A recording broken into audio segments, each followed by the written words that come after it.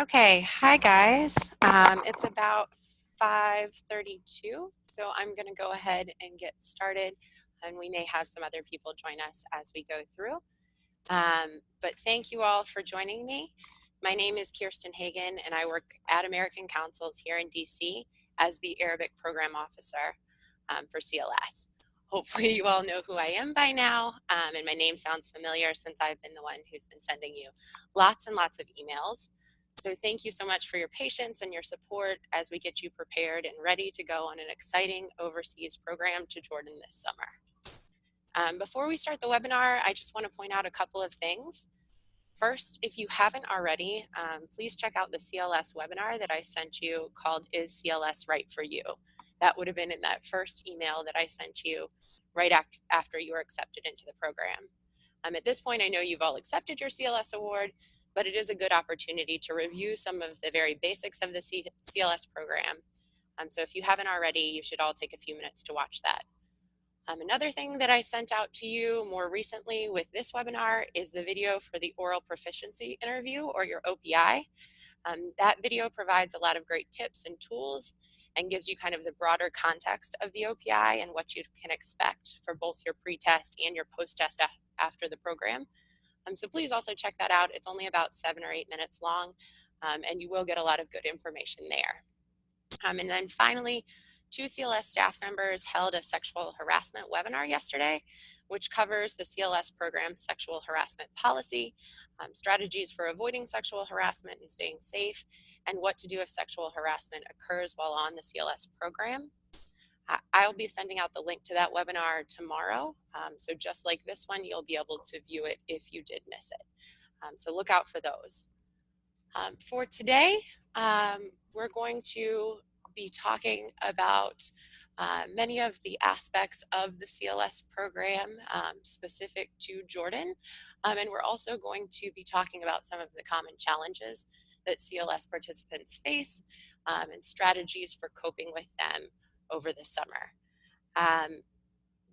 I will have some time for questions at the end, hopefully, and you can share those in the chat box. So if you do have questions while we're going through this, write them down so that you can share them at the end. You also can always email me with those questions as well.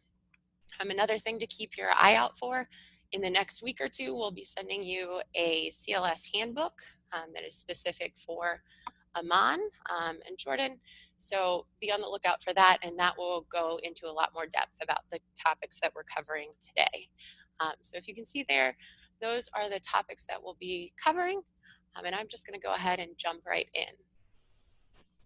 So the first thing that I want to talk about is the Jordan Language Academy, which is the institute that you'll be studying at this summer. I'll also refer to it as JLA. It's a wonderful institute. This will be the 4th summer that CLS is working with JLA. So they've been working with us for quite a while now. And JLA is a large center located near 7th Circle in Amman, if you're already familiar with the city. It's a really great neighborhood, and it's easy to walk around in, and it's a short taxi ride to a lot of different places that you might want to visit in Amman. So you have a good location there. JLA they have a wonderful staff and wonderful teachers who you will be meeting very soon. However, one person who I want to point out to you ahead of time is Dr. Elham Kouar. She's the woman at the top there in the picture. Dr. Kouar is JLA's founder and the institute director there. She has put her heart and soul into this language academy and into supporting CLS programs and our goals and our objectives. So I know you'll have a wonderful experience with her this summer. You'll see on the slide some of the names of other important people that you'll meet throughout the summer, including your academic director, your housing coordinator, and your administrative coordinator. So as you see, you'll have a lot of people who are supporting you throughout the summer program. I also want to direct your attention to the picture below Dr. Kouar. And I know that the people in that picture are holding the Tanzanian flag, but in 2016, JLA hosted a capacity building workshop for over 50 administrators and teachers from CLS sites in Morocco, Oman, Jordan, and Tanzania. So in that picture, you can see some of your institute staff up there at the front with teachers from our CLS site in Tanzania. So I hope you're looking forward to meeting all of your Institute staff next month. And I hope that you do take the time to get to know them throughout the summer. And I know that they're all really excited to meet all of you. Another important staff member is your resident director, or we'll refer to them as your RD. Resident directors are at all CLS sites, and they are US citizens who have some mastery of the CLS language, so in your case, Arabic. This year, you're very lucky to have Chelsea, who is pictured here on your left, as your RD. Chelsea has a lot of great experience in the region and in Jordan specifically, and she has a lot of knowledge about Amman that she'll be happy to share with you throughout the summer. She will be sending out a brief hello to all of you guys soon, so you can start to get to know her, and she'll be a really great resource for you throughout the summer. As the RD, Chelsea will be available for you throughout the summer 24/7 for emergencies, and she'll also help you with adjustment and cultural transition in Jordan. Additionally, she'll be holding weekly meetings with the entire CLS cohort in English to check in with you guys and to see how you're doing. She'll also go over logistics for the next week and prepare you for any activities and excursions that may be coming up in that week. Chelsea's also going to be speaking with you in Arabic.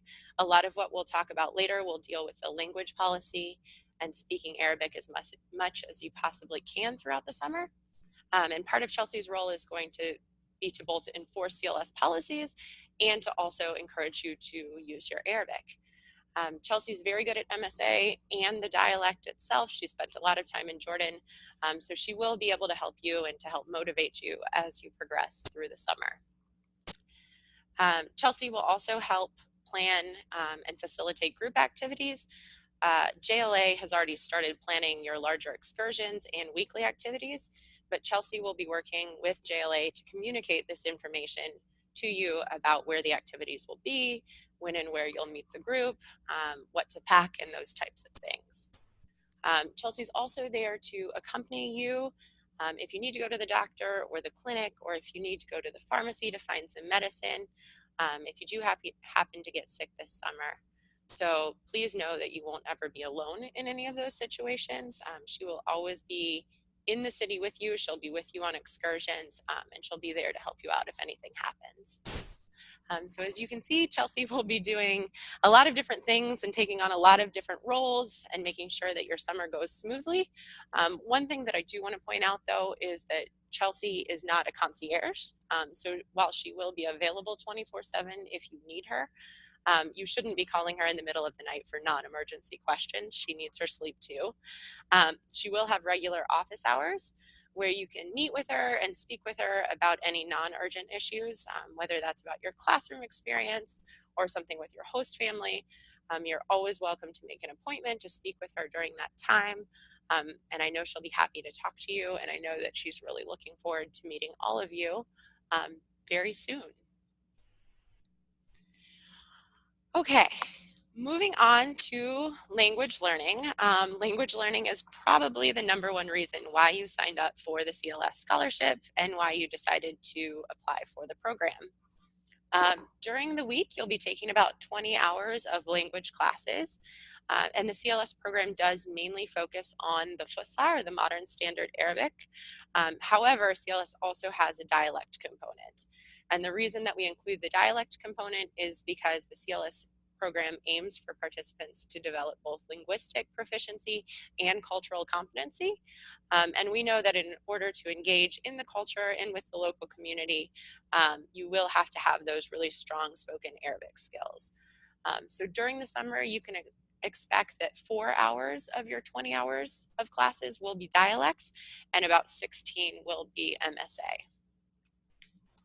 Placement. Once you arrive in Jordan, you'll have an orientation, and during that orientation, you'll take a placement test, and that test will assess all 4 aspects of your language ability, so listening, speaking, reading, and writing. When it comes to placement, please do keep in mind that you may not be placed into the same level that you applied for.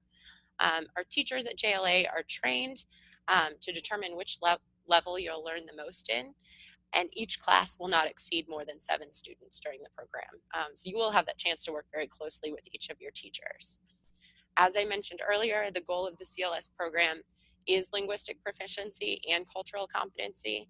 And what that means for you all is that you may have to review some chapters. You will be using Al-Kitab. And so as you're going through, you may think to yourself, oh, I've already covered this chapter. Why am I doing this again? But the goal of the CLS program is really for you to master the language. We don't want you to have to think about those complex grammar concepts. We want you just to automatically know how to use them in everyday life. So try not to think of it as, oh, I'm doing this material again, and try to think of it more as I'm learning to master this material. I'm going to master this vocabulary. I'm going to master these grammar concepts. So please do keep that in mind when you're working in your classes this summer. I spoke a little bit about the language policy when I was talking about your RD, but I'd like to talk a little bit more about it now. Like I mentioned earlier, you'll have an orientation when you arrive in Jordan. And after about the third or fourth day of the program, you'll be asked to sign a language policy saying that you'll only speak Arabic. This policy will be in effect throughout the summer when you're at the Institute, when you're participating in Institute activities or your excursions, and when you're with your host families. Unless, of course, it's an emergency situation. If it is an emergency, you will be able to use English. This language policy is one of the best ways for you to make really big gains in your language over the summer. And I'm going to tell you now, and I'm going to tell you during your pre-departure orientation, that the number one regret of CLS students every year is that they didn't stick to the language policy within the CLS group. So yes, CLS can have a language policy, and yes, CLS can enforce it in the classroom and tell your host families that they should be speaking with you only in Arabic. But unless you hold each other accountable for speaking Arabic at all times, you're not going to get as much out of the experience as you would otherwise.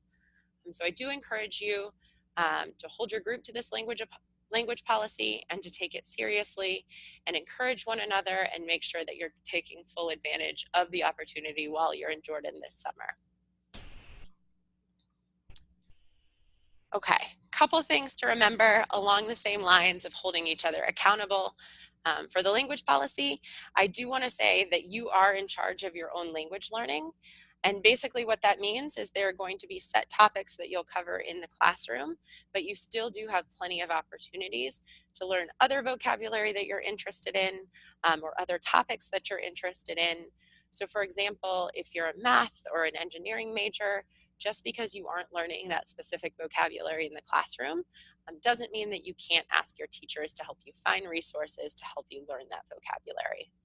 You'll also have a chance to speak with your language partners, which we'll talk about in a second, and so they can help you with that too. So do please take ownership in identifying different ways to get the vocabulary and the content that you're interested in. I also want you to keep in mind that we're bringing students from all over the United States and we're putting them in a classroom together. Even though you're all at the intermediate level or you're all at the advanced level or you're all at the advanced beginning level, and that doesn't mean that you've had the same type of Arabic classes or the same amount of Arabic classes before coming to Jordan. So if you aren't being challenged enough, please do ask your teacher for more advanced vocabulary lists or more advanced grammar assignments or writing assignments. Or if you are feeling overwhelmed, please make sure that you talk with someone about it. Talk with your teacher, talk with your resident director. Please make sure you're talking with someone. We do want to remind you that even though we're providing this really strong, rigorous academic experience, you are the one who's in charge of your language learning, and ultimately you'll be the main factor in how much Arabic you learn this summer. One final point on your Arabic learning is that you will be learning the Jordanian dialect, and many people in Jordan, especially in Amman, well, people in Jordan will speak the Jordanian dialect, but in Amman they also speak English, so that will be pretty common. So in order to practice your Arabic, you may have to adjust your expectations, and you may have to redirect your conversations when you're talking with people out in the community in Arabic. So if you ask somebody something in Arabic and they respond to you in English, then answer them back in Arabic. This is going to be what helps you to improve your speaking abilities, and they're also going to appreciate the effort that you're going through to speak their language. So please do take advantage of these opportunities and put as much effort in as you can to practice your Arabic whenever you can. All right, language partners. So often the language partner program is CLS or one of CLS participants' favorite aspects of the CLS program. The language partner program at JLA is a very unique opportunity for CLS students. JLA's language partners are actually members of the community. So this could mean that your language partner is someone who's working for, say, the Department of Labor or a non-governmental organization. So it's going to be an opportunity for you to have conversations with community members that you would likely not have the opportunity to talk with if you weren't a part of the CLS program. Every student is going to be required to meet with their language partner 3 hours per week, and that will be 1 hour per day over 3 days during the week. The language partner program in JLA is also unique in that it's on a rotating schedule.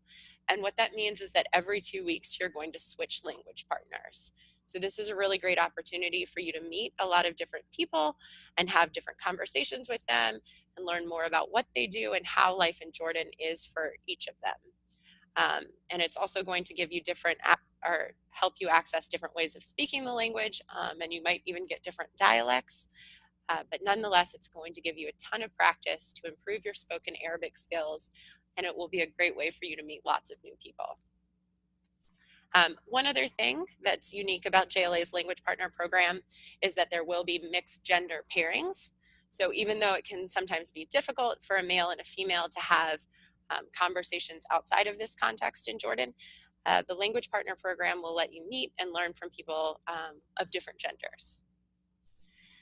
Please keep in mind that just like any relationship, you'll get what you put into the relationship with your language partner. And please don't be surprised if it's awkward when you first meet with your language partner. It is kind of a forced relationship at first. So that first hour may be a lot of, hi, how are you? Just basic conversation. But then take the additional hours to really put effort into getting to know that person and dive into more advanced topics if you're comfortable speaking with that, more complex topics. Or you can simply talk with them about your experience in Jordan and ask them questions about things that are new to you. So please just remember that it can feel awkward at first, but that's normal. And the more effort you put into getting to know your language partner, the more you'll get out of it. And CLS participants, like I said, usually really love this aspect of the program, and I'm sure you will too. One final point that I want to point out, and it's at the bottom of the screen there, you can do activities with your language partners outside of the Institute, but you should always offer to pay. And there is money in your stipend, so I sent out the stipend email last week.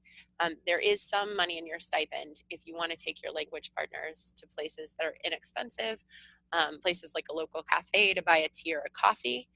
So you can make those offers and you can take your language partners out, but please do notify the RD that you're doing that in advance, and also make sure that before you go, your language partner knows that you'll be paying for the outing. Okay, let's talk about living with a host family. This is often one of the most exciting parts of the program for CLS students. All students who go to JLA will be placed in pairs, so you'll have 2 CLS students per host family. And this experience is going to provide you with a linguistic and cultural experience that many students don't get to have when they go to Jordan. All of the host families know ahead of time that they should only be speaking with you in Arabic. They know about your language policy, so it'll be a great opportunity for you to practice your Arabic and use it in a home context. Like I said, JLA has been working with CLS for the last 4 years, and they've been around longer than that. So they have a very broad and extensive host family network. And prior to selecting host families for CLS, JLA does do interviews with the families. They go and visit the host family homes. They make sure that everything's set up for you. And then they also provide training for your host families on the diversity of US students and CLS program policies, which is why they know about your language policy, just to help families prepare to host you over the summer. Additionally, throughout the summer, you saw that JLA has a housing coordinator. The housing coordinator will be meeting and touching bases with the host families just to check in and make sure things are going well.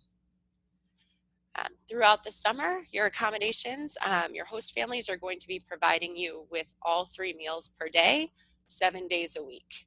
So you're actually going to be packing your lunch at your host family's home and then bringing it to the Institute with you to eat during the week.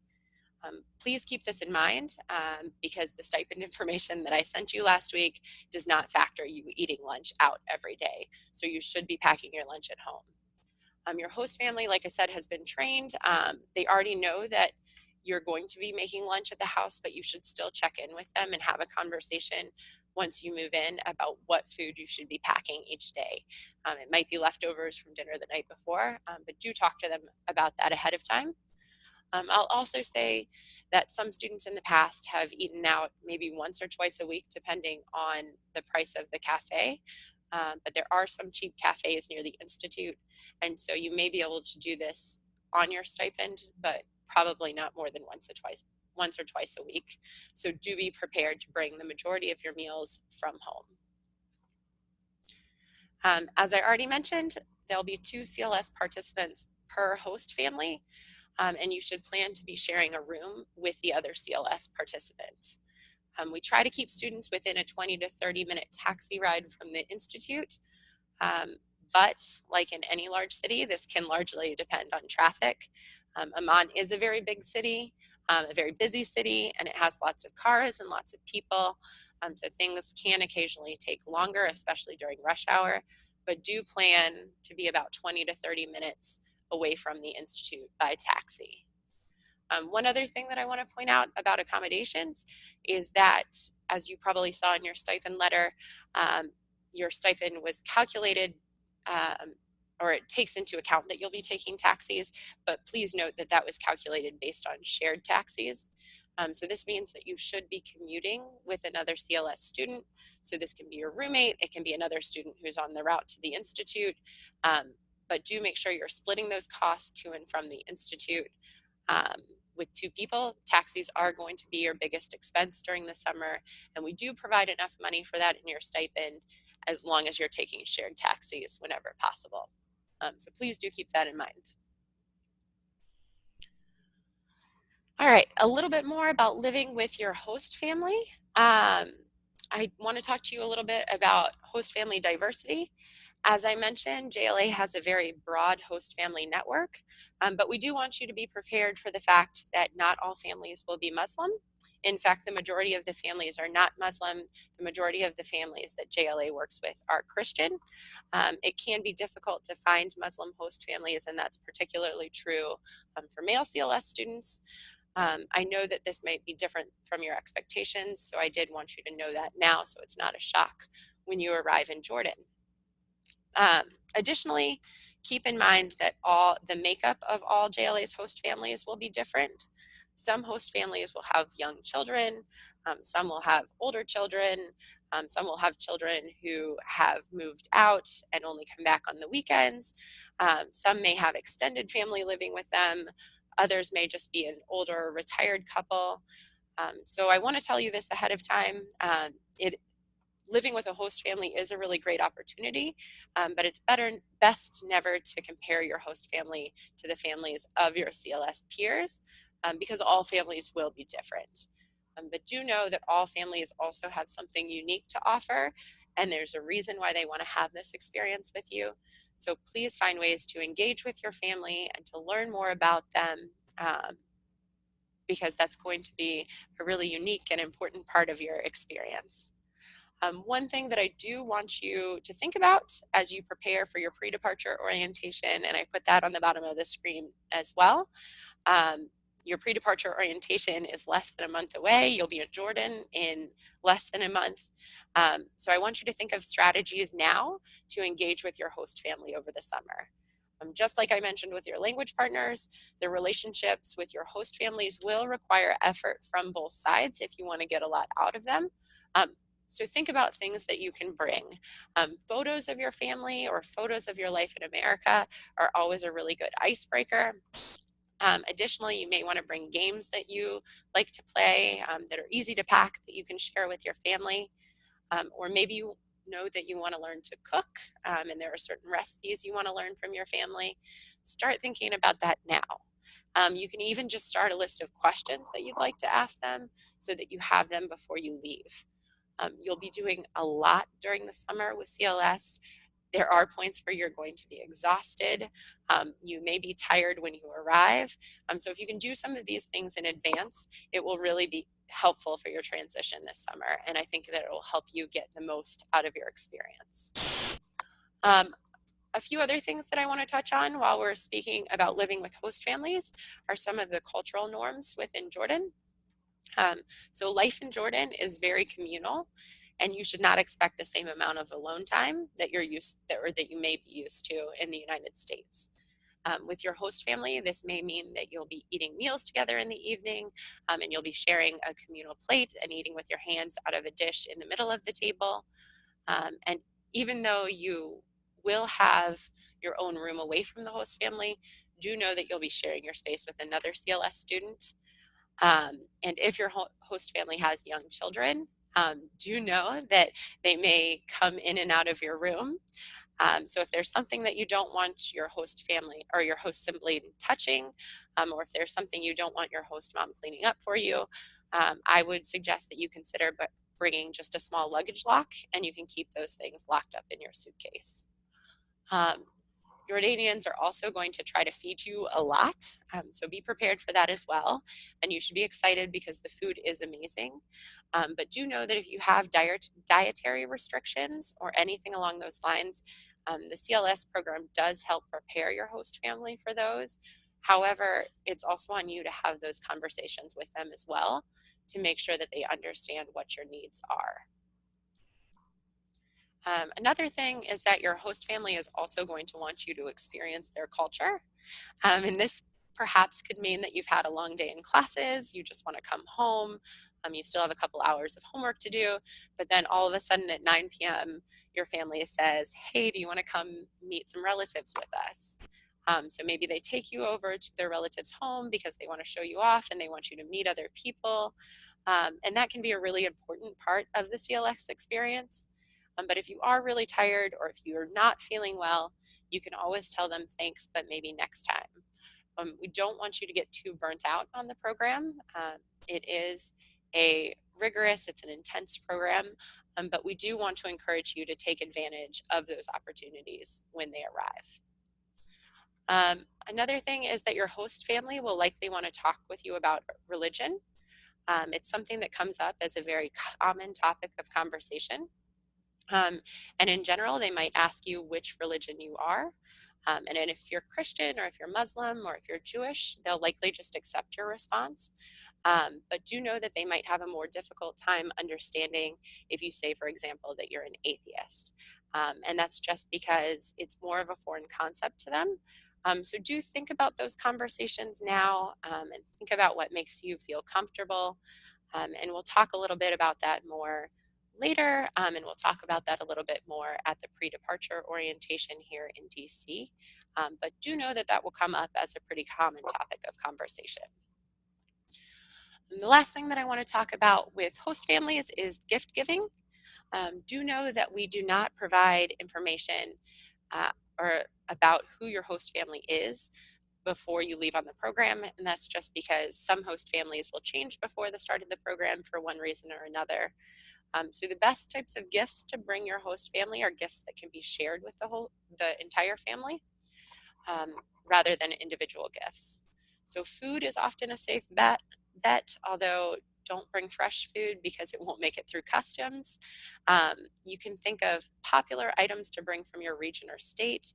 Those are really good because you can share your culture with your host family. So things like cookbooks, handmade crafts, food that is specific to your region. Those are all really good things. I know I've talked about the handbook a lot, but you'll be getting that in the next couple weeks, and that has quite a bit more information about gift giving in there. So look forward to that. Okay. Now I want to transition into clothing guidelines. Jordan is a conservative country, even though it may not appear that way when you first arrive. So it is important that you dress in a respectful manner. Do know that it's going to be very hot in the summer, but please also know that shorts and tank tops for both males and females are not appropriate to wear. It is best to stick to long sleeves and long pants or skirts. We'll have a lot more of this information in your handbook as well. But for ladies, I do want to point out that sheer material, even if it has long sleeves, doesn't make you covered. So do take a look at that. Make sure your clothes are not see-through in any way. Additionally, tights or leggings, even if they're worn with long tops, are not appropriate, as it will still show off your shape or your figure. So the best advice that I can give is, in general, please err on the side of dressing more conservatively if there's a question in what you're wearing. I also do want to point out that you'll see Jordanian men and women dress it more or less conservatively, depending on where they are and who they're around. But the reason that they can do this is because they understand Jordanian society and the cultural context a lot better than we do. And they understand when it's appropriate to dress in certain ways and when that's not okay. But for you as American students trying to be respectful of the country and of the culture, you should always err on the side of caution and again, go for the more conservative option. Additionally, Jordanians are, for the most part, more fashion forward, especially the younger population. So you'll often see that people are more dressed up than they are sometimes here in America. So this may mean that you'll want to dress a little bit nicer. So not t-shirts, not sweatshirts, certainly not sweatpants. And when you do that, you'll feel a lot more comfortable and you won't stand out as much as you would otherwise as an American college student. One last point is, in the home, you're also going to be expected to dress more conservatively. Jordanians get visitors at what might seem like all hours of the day. So it is possible that a relative will stop by late in the evening, at 10 p.m. So you do want to make sure that even your loungewear is conservative, as well as so that if somebody stops by, you will be prepared for that. Like I mentioned before, there'll be very detailed guidelines on what to pack in your handbook. So please do look at that once you receive your handbook.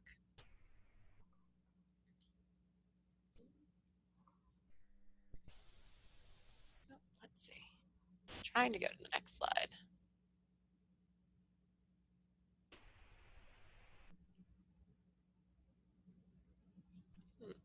Okay, there we go. So the month of Ramadan will be ending soon after you arrive in Jordan, but it is exciting that you'll have the chance to be there in Jordan and experience it. And JLA is preparing some activities for you to participate in, including some breaking of the fast festivities. You'll only be in Jordan about a week, so you guys arrive, I believe, June 8th, and Ramadan ends June 15th. So you'll only have about a week of adjusting to life during Ramadan, so I'm going to keep this slide pretty brief, but I do want to touch on it a little bit. In terms of fasting, if you are a CLS student who doesn't typically fast, please know that you're not expected to do so. However, if you are fasting for Ramadan, there will be space set aside for you. And your host family will be aware, and so will the teachers at JLA. And many of them will be fasting as well. So for students who are not fasting, please make sure that you're respectful of those who are. So make sure that you're not drinking water or eating in public or in the classroom, and do know that there will be rooms or a room set aside at JLA for you to eat during Ramadan. It's also very important that you dress conservatively or during Ramadan. So prepare for that as well. You can also expect that the working hours within the city will shift. Businesses will likely not be open early in the morning, and you'll probably not see the city really come alive until about 3 or 4 in the afternoon. So please take note of that. If you're trying to get somewhere around that time, I would plan a little bit of extra time, plan ahead, just because it may take you longer to get there. You can also expect that your living schedules will change, and this is even true if you're living with a Christian family. You can expect to have dinner a little bit later than you would otherwise.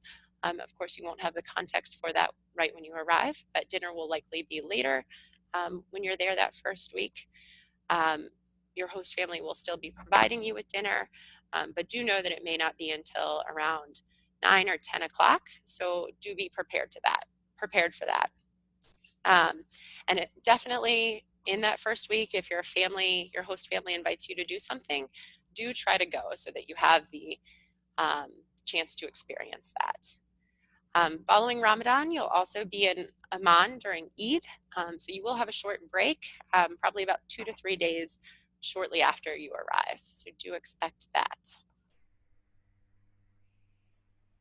Okay, so now I want to talk about maintaining a diverse identity in Jordan and some of the challenges that CLS students have encountered in the past. This is going to be a very general overview, but hopefully it will get you to start thinking about how this might affect you or your peers during the summer. And please do know that this is meant to be an introduction. There'll be more information about this in your handbook, and we'll be talking more about this during your pre-departure orientation in DC. The first thing that I want to talk to you about is that you can expect relations between men and women to be very different than what you're used to seeing in the US. When you're out in Amman, you're going to see a lot of men interacting with men and women interacting with women. Though Amman culture nowadays, especially for young people, you'll see that the genders are starting to mix a little bit more, but it's usually never alone, but rather only in large groups. As I mentioned with clothing, Jordanians know what is appropriate and where it's appropriate, so we do ask that CLS students and American students err on the side of caution, especially when you're hanging out together in mixed gender groups. The next thing that I want to talk about is encountering stereotypes about Americans that might make you uncomfortable or that are incorrect. Although Amman is a big city, the people that you meet may have limited exposure to Americans or American media and entertainment. And there's still a persistent stereotype, not just in Jordan, but elsewhere as well, that an American is Caucasian. So that anyone who is not Caucasian might get miscategorized, and sometimes that can be in quite hurtful ways. For example, some Asian American CLS students have repeatedly been called Chinese, and African American students have been called African or associated with negative stereotypes of African Americans. If this happens to you or your friends, it can be upsetting and unsettling, and sometimes it's hard to tell if you just experienced a cultural misunderstanding or actual harassment or discrimination. Students of color definitely face a unique range of challenges, and I think that it's important to go over these as a group so that you'll be able to support each other during the summer. Some of the common frustrations for CLS students of color are that they sometimes feel the burden of representing not only themselves, but their entire community to the people that they meet overseas. To give you guys a little bit of context, over 70% of US students who study abroad identify as white. CLS does have a higher participation of students of color, but we haven't quite achieved our goal of representing the true diversity of US higher education on the CLS program. And students of color on CLS often get extra attention, which can be positive or negative, and it can also be emotionally draining. They may also encounter a stereotype that if you're not white, you're not American. So this feeling of not being American enough or being asked the question, but where are you really from, can be very frustrating. So please do keep that in mind with your group. Heritage students also face unique challenges, namely assumptions from their peers or the local community that they know everything about Jordanian culture or about the Arabic language. So that can also be very frustrating. A final group of identities that can be difficult to navigate in Jordan are sexuality and gender identity. Sexuality and gender identity are not really discussed openly in Jordanian society. And for students who identify as LGBTQ, deciding when to discuss sexuality and with whom is sometimes quite complicated and stressful. Past students have recommended waiting until later in the program and getting to know your host family and language partners very well before deciding whether or not to discuss your sexuality openly with them, or they've just opted to discuss it in a more general way. That being said, the climate of tiptoeing around the subject, especially when asked about marital status or intent to marry, can definitely put a strain on students. So if you are concerned about any of these identity challenges that I talked about or any other challenges, please reach out to me. Please reach out to your RD when you're on the program. And we can point you to some resources and to support networks, including CLS alumni. You should have gotten the CLS alumni resource guide. That is a really good resource. And I'll have more about that at the end. But as a CLS group, the thing that I want to stress is to please be aware that you'll all face unique challenges throughout the summer. So please listen to one another and be there for one another and support one another during the experience. Okay, transitioning a bit into safety and security. CLS does take safety and security of the participants very seriously. I know that you've already received one email from me regarding this, but the first thing that we do before you go abroad is that we enroll you in STEP. And so what STEP does is it notifies the embassy that you'll be in Jordan, and we'll provide your cell phone. I'll talk a little bit more about your cell phones in a second, but we'll provide your Jordanian cell phone number and your host family address. So if there's an emergency in Jordan, the embassy will know where you are and they'll know how to find you and make sure you're safe. The cell phone policy, so CLS has a very strict cell phone policy. We're going to be giving each student a cell phone with a local Jordanian number and some credit.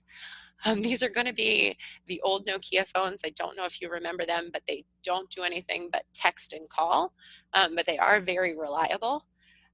So we do require you to have those on you and to have them charged at all times. In the event that an emergency does happen, that's going to be the number that the RD will use to get in touch with you. That's going to be the number that the Institute will have. That will be what you can call them on.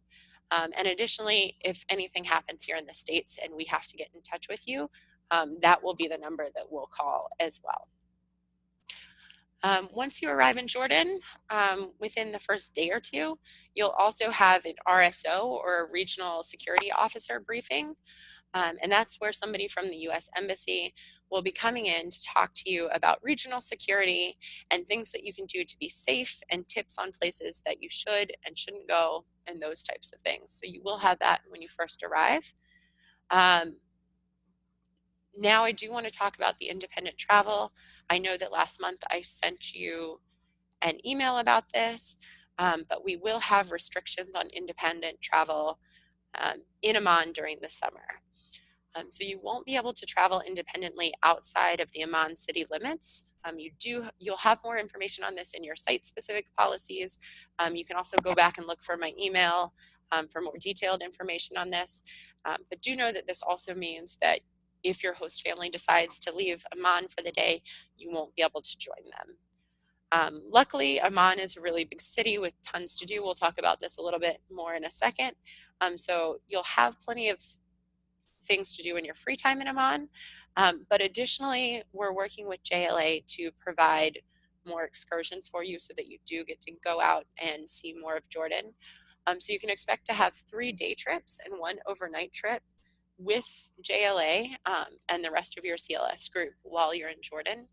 And so you will get the opportunity to see Petra and go to Wadi Rum. That will be your overnight trip.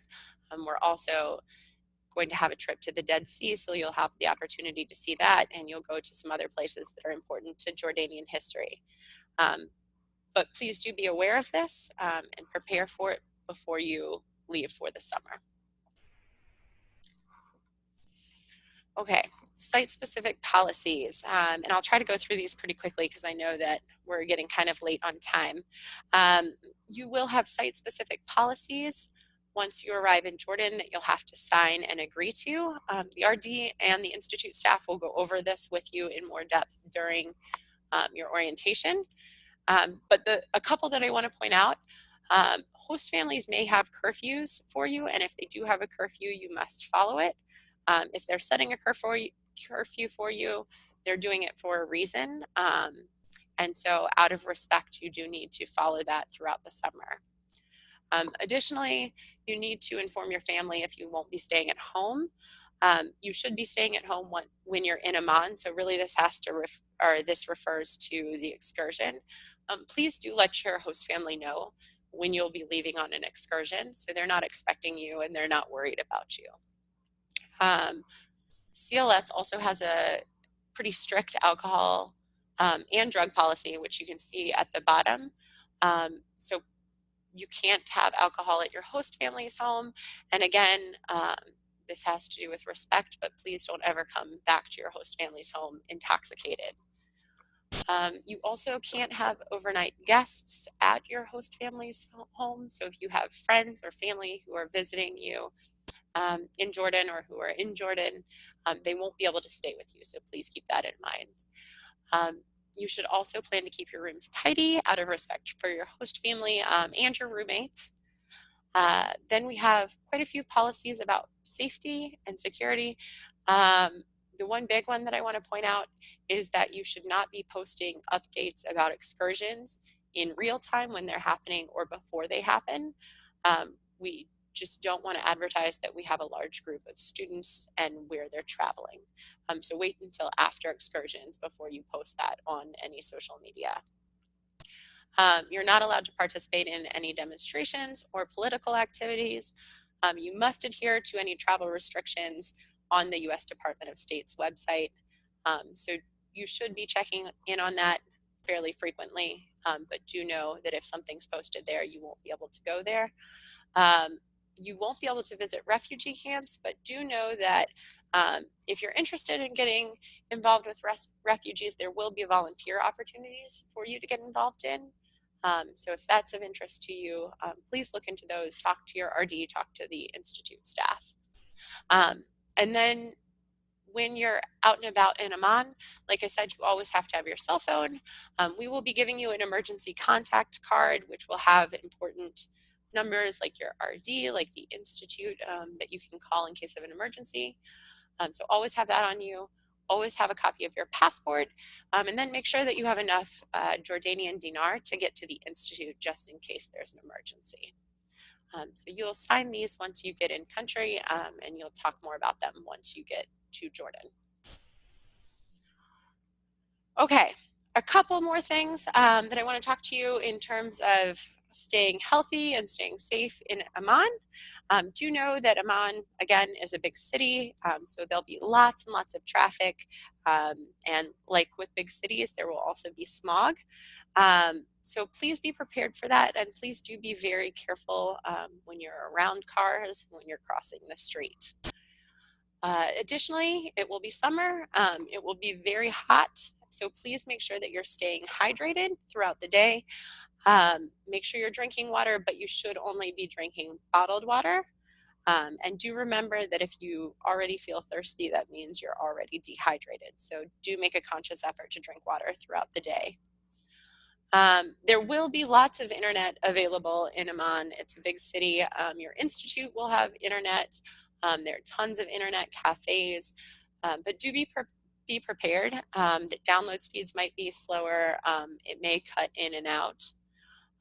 Your host families may have internet, they may not. It's not a requirement, and they're not required to let you use the internet at the home. But if they do, please do be respectful and make sure you're not downloading large files and you're not streaming videos throughout the night. So do be respectful of that. As I mentioned earlier, it will be very hot. There are very high summer temperatures, so make sure that you're drinking water, bring sunscreen, make sure that you're wearing it. And then do be prepared for minor sicknesses that happens when you travel. You may have to take a trip to the doctor or the pharmacy for minor stomach bugs. Do remember that you should talk to your RD, you should talk to the Institute staff. Someone can go with you, especially if that's your first time, and they can help you out. But also, if you have preferred over-the-counter medicine, do bring that with you in its original packaging. Other things to expect in Jordan.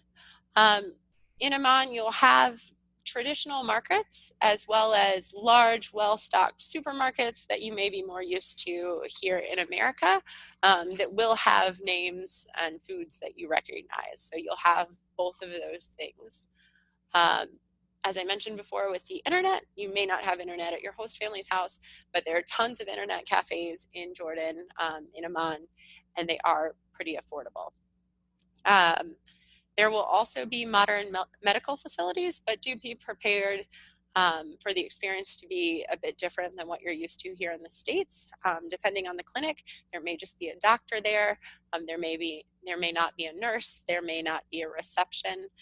So things like that. And then lastly, you'll have Western style toilets at your host family home and at the JLA Institute, but do be prepared for Turkish toilets elsewhere, especially on excursions. So if you're not familiar with Turkish toilets, they're essentially a hole in the ground. If you have other questions about them, if you do a quick Google search, you can find out everything that you need to know. So these are just some of the things that you can expect. Like I said, your handbook will have lots of information. Your pre-departure orientation here in DC will have more information, and then you'll have an orientation in country as well. Finally, I want to show you some resources that you should look into. We do have an alumni support network where you can reach out to CLS alumni who have similar interests that you have, or who may share a similar experience to you. So you can have this also while you're in Jordan. If you need to reach out to someone, please do. So if you haven't checked it out, look at it now. Remember, it's there while you're in Jordan. Diversity Abroad, if you're not familiar with it, it's a really great website. And they have lots and lots of information about studying abroad and different challenges with your identity. So do check that out. The State Department page, so there's a resource there for students studying abroad. I would check that out, and I would also check out the State Department page that's specific to Jordan. Additionally, the CDC page is a good page to check out if you haven't already. For any health concerns that you have or any questions you have about health. I'm not able to give you health advice because I'm not a doctor, but if you're looking for good info, that's a great place to start. And then, as I mentioned earlier, several times, your participant handbook is coming soon, so there'll be a ton of information in there as well.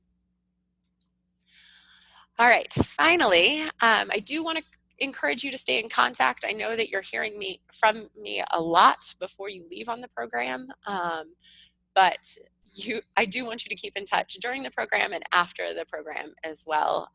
Often students don't keep in touch after the program, but I'd love it if you do. You should have my email, my phone number is there.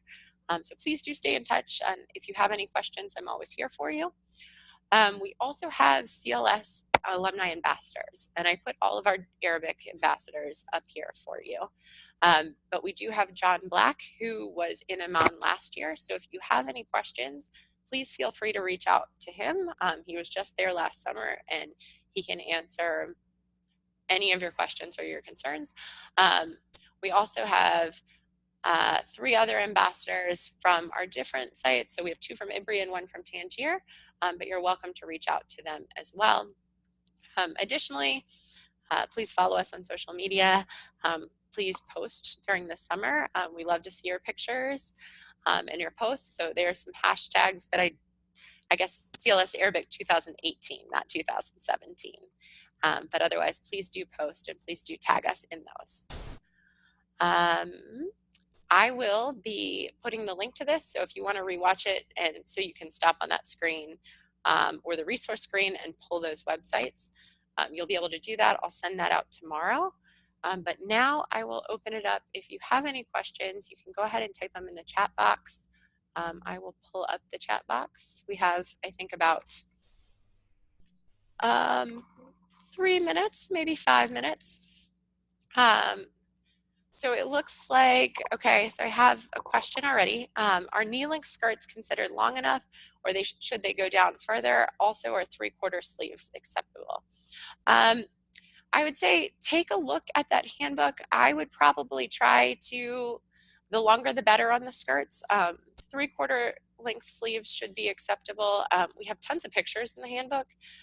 So when you're looking at that, you can look at those pictures and see how they fit in with what you're trying to pack. So that will be coming out soon. Good question.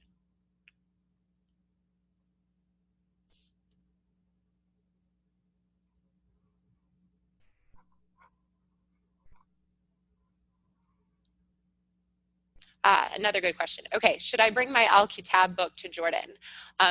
No. So you can, but CLS will be providing Al-Kitab books. We'll use the second version. You may be, I'm not sure which version you're using now, but it will be the second edition, and we will give those to you at the pre-departure orientation, and you'll bring them with you. So I wouldn't, just because that would be a lot of extra luggage.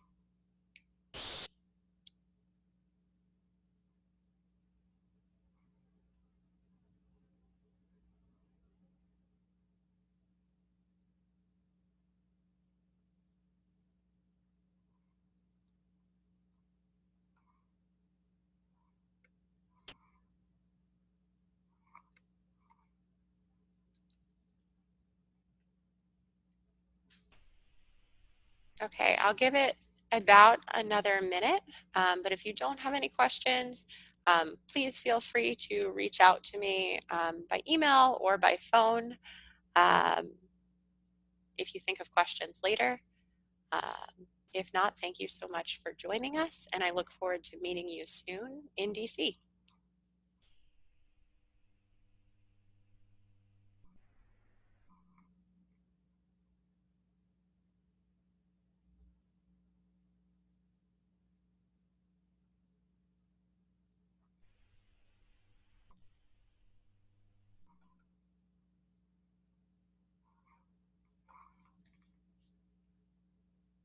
All right, guys, I'm going to go ahead and end the meeting. Again, please reach out to me and have a great evening. Thanks.